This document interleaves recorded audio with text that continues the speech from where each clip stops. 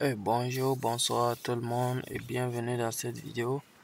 Dans la vidéo d'aujourd'hui, on va essayer de passer à quelque chose de très intéressant qui est les formulaires en PHP.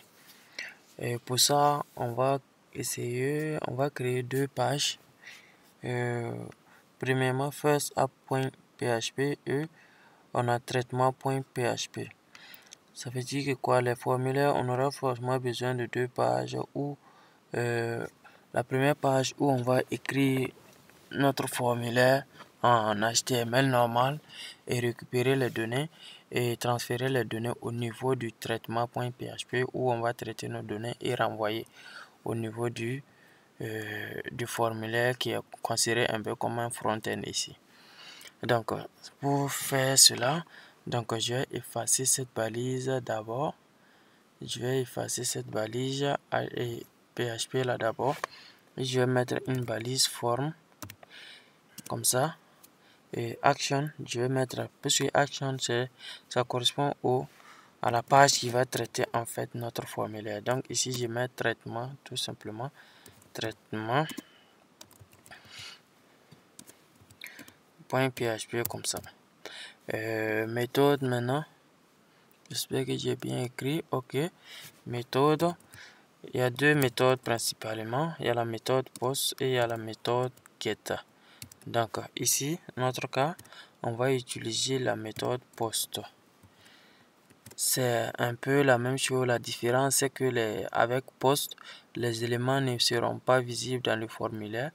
Les éléments transférés au niveau de notre page de traitement ne seront pas visibles, ne vont pas passer par l'URL tout simplement. Mais par contre, avec get, les éléments seront passés par l'URL et ça sera visible. Donc, je vais vous expliquer ça après. Ok, pour le moment, on va juste créer nos inputs. Input.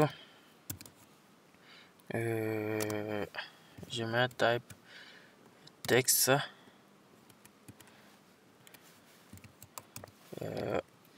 Ok, name. En PHP, le name est obligatoire. Name prénom, par exemple, ou non. Je peux mettre non complet, par exemple, parce qu'on va pas se fatiguer pour faire plusieurs nom et prénom à part, donc on va faire en un seul. Ok, donc mon input est prêt et maintenant je vais créer un autre input type et submit ici, un autre input comme ça. Ok, type submit tout simplement comme ça. Et si je mets name ici, mais je sais pas obligatoire ici. Et pour les champs que c'est obligatoire, ok, je crois que c'est bon. Donc j'enregistre, je viens sur ma page et j'exécute pour voir. Ok, mon formulaire est bien là. Maintenant, si je tape quelque chose ici et je tape, je vois que ça sort traitement.php. Donc ça veut dire que je suis bien renvoyé sur la page traitement.php quand on soumet mon formulaire. Maintenant, là, si vous avez bien remarqué, si je tape sur soumettre, je viens dans traitement.php, mais il n'y a pas de paramètres dans l'URL. Maintenant, c'est ça la différence avec le get. Maintenant, si je mettais get comme ça, vous allez tout simplement voir les données que j'ai saisies dans mon formulaire à l'intérieur de l'URL. Donc, je retourne, je réactualise et je mets encore une donnée comme ça. Donc, mais là, vous voyez maintenant non complet égale à l'aller dans l'URL. Donc, c'est ça les deux la grande différence entre ces deux méthodes. Donc, c'est supposé comme si au niveau des postes, les données seront beaucoup plus sécurisées par rapport à Git. Parce qu'au niveau de Git, les données sont envoyées par l'URL et tout le monde peut les récupérer. Donc, ok, c'est bon. Donc, je remets ma méthode post à sa place. Et, ok. Maintenant, comment on fait pour récupérer nos données et les traiter? puisque en créant le formulaire comme ça, avec l'action et tout, PHP crée automatiquement une variable. Et si on a mis la méthode post, ça crée la variable post. Si on a mis la méthode get, ça crée la variable de la get tout simplement. Et cette variable sera visible dans la page qu'on a mis au niveau de l'action. Puisque au niveau de l'action, on a mis traitement.php. Donc cette variable post, $post sera accessible au niveau de notre page de traitement tout simplement. Donc ici pour récupérer, il nous suffit tout simplement de faire une balise PHP ici et récupérer tout simplement l'élément. Par exemple, si je veux, je vais juste récupérer et l'afficher d'abord. Après, on va voir comment on va traiter le reste. Ok, pour le moment, on va juste afficher notre élément. Donc, je mets quoi? Echo tout simplement. Puisque get vient avec tous les éléments de notre formulaire et sous forme de tableau. Donc, c'est forcément printer. Donc, je ne peux pas mettre echo. Je suis obligé de mettre printer ici. Maintenant, printer, la variable maintenant post. Donc, ça s'écrit comme ça. Post, tout simplement.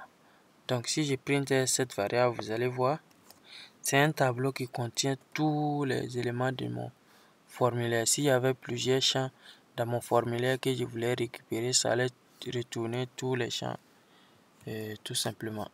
Et là, je rentre quelque chose comme ça et je mets, et voici, ça me donne un array avec nom complet qui l'associe à l'aller, tout simplement.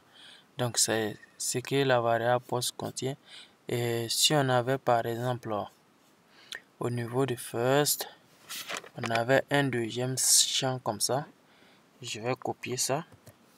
Si on avait par exemple un deuxième champ que je mets input type texte, ici je mets âge par exemple. Ok, j'enregistre. J'enregistre. Je reviens là. Je réactualise. Ok, on a deux champs maintenant. Si je mets le nom ici comme ça, là je mets 23 par exemple. Et je réactualise. Je vois maintenant que j'ai deux champs au niveau de ma variable post. Donc c'est comme ça récupère. Ça veut dire la variable post contient sous forme de tableau tous les éléments qu'on a récupérés ici au niveau de notre formulaire. Donc ok, c'est bien pour ça d'abord. Donc en gros, on a pu bien récupérer nos éléments ici. Donc en gros, c'est tout. C'est tout ce qu'il y a à savoir sur les formulaires en gros. Si on a pu récupérer la variable sous forme de tableau, on sait comment récupérer un élément spécifique d'un tableau. Il nous suffit de mettre comme ça et de mettre, et c'est à quelième niveau, premier niveau, et puisque c'est un tableau associatif. Donc les clés ici correspondent au nom name qu'on a donné au niveau des champs. Donc un tableau associatif où les clés correspondent au name qu'on a donné ici. Donc si on veut afficher la valeur de prénom, on n'a qu'à mettre tout simplement ici prénom. Et si je mets prénom ici, comme ça, je suis obligé maintenant de mettre écho parce que là, ce n'est plus un tableau, mais plutôt un seul élément. Et je mets comme ça et je reviens sur mon formulaire et je remplis encore. Là, ça va plus m'afficher l'âge parce que j'ai juste récupéré le prénom. Et ils me disent indefine case, prénom in. Ok. Pourquoi ils me disent que prénom n'est pas défini? Est-ce que je l'aurais mal écrit par hasard? Ça y est. Les prénoms. Ok, post prénom. Ok, je reviens. Et là, ah ouais, puisque j'ai mis nom complet. Donc, ils ont raison. J'ai écrit nom complet de l'autre côté et je mets ici prénom. Donc, complet, nom complet comme ça. Donc là, j'enregistre. Je reviens encore. Continuer. Ok, et là, ça affiche bien l'aller. Donc, c'est bon. Maintenant, c'est tout. La grande partie du travail est faite. Maintenant, on peut vouloir récupérer ces noms pour les afficher d'une manière comme on veut. Saluer la personne, par exemple, on a envie ici de dire bonjour. L'aller, par exemple, on concatène tout simplement comme ça.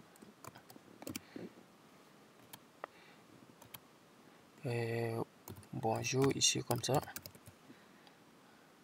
Bonjour monsieur. Et ça va mettre monsieur l'aller tout simplement. Et je concatène par exemple ici.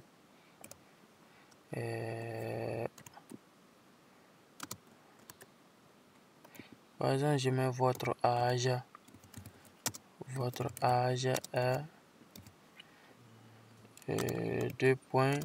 Et je mets maintenant l'âge que j'ai mis, que je vais récupérer au niveau de mon formulaire tout simplement par $ poste.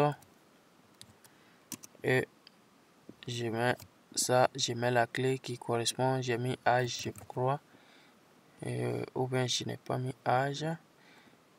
Donc j'enregistre, je reviens voir, vérifier si j'ai bien mis âge. Ok, au niveau des names j'ai bien mis âge.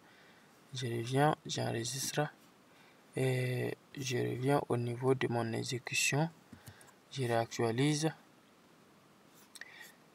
et poste. Au niveau de la ligne 12, j'ai un problème. Qu'est-ce qui se passe? Ah là, j'ai oublié de faire la concaténation. Ok. J'espère que c'est ça seulement le problème. Je réactualise. Ok. Et ça affiche bien. Bonjour monsieur Lalé, votre âge est 23. Donc c'est comme ça on fait pour les formulaires. Et après on va essayer de traiter quelques exercices, quelques exemples de cas pratiques pour que vous compreniez encore dans la pratique comment ça se passe. Mais c'est un peu ça. Il n'y a pas quelque chose de plus que ça. Ce qu'on va traiter par la suite, c'est la sécurité des formulaires et tout. Par exemple, si je mets ici, au lieu de mettre l'aller, tout simplement, je mets l'aller et je complète avec ça tout simplement comme ça. Vous allez voir que ça va changer. Ça va changer en fonction des données qui seront dans le formulaire ici. Et ça affiche bonjour monsieur Lalé Moussa, votre âge est 23. Et ça marche très bien. Donc c'est un peu ça. Vous devez comprendre ça très bien parce que ça va nous servir pour tout ce qui va venir par la suite. Les formulaires sont très importants au niveau des PHP parce que c'est ce qui va être beaucoup utilisé dans les sites. Un site sans formulaire, bon, c'est très rare, voire impossible. Un site qui n'a pas de formulaire, c'est impossible. Donc vous devez tout faire pour maîtriser ça. Et n'oubliez surtout pas de vous abonner à la chaîne. Chaque jour, je partage ici de nouveaux tutos pour vous aider. Donc, abonnez-vous aussi pour aider la chaîne à grandir. Et on avance ensemble.